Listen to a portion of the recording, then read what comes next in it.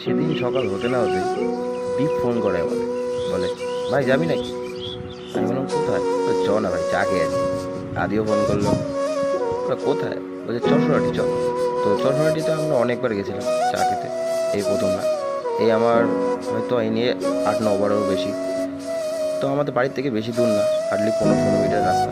আমি ওদেরকে বলছি ভাই একটু আসতে চালা, ঠিক আছে, পাগল হয়ে গেছি যে রাস্তার মধ্যে এখনো পর্যন্ত বাম্পার টাম্বার কিছু দেয়নি, প্লাস বাচ্চা কাচ্চা বেরাতে পারে। ওরা বলছে না ভাই, আমি ভাই রাস্তা দ্বীপ বলছে আমি তো রাস্তা দিতেই পারছি না।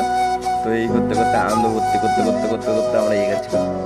মাঝে দেখতে পাই যে রাস্তা ভুলে গেছে দ্বীপ, পুরোপুরি রাস্তা ভুলে গেছে। আমি দ্বীপ বলি কী করছিস ভাই, রাস্তা ভুলে গেলি কী করে? তো ওই কথা তো আদি হাসছে, আদি বলছে ভাই একে দিয়ে দিস কেন ভাই, এ কেন এসছে আমাদের সাথে, রাস্তা রাস্তা চেনে না। তখন আমি ওকে বললাম যে ঠিক আছে চল, আমি রাস্তা চিনি। তো সবাই বললো ঠিক আছে তাহলে চ।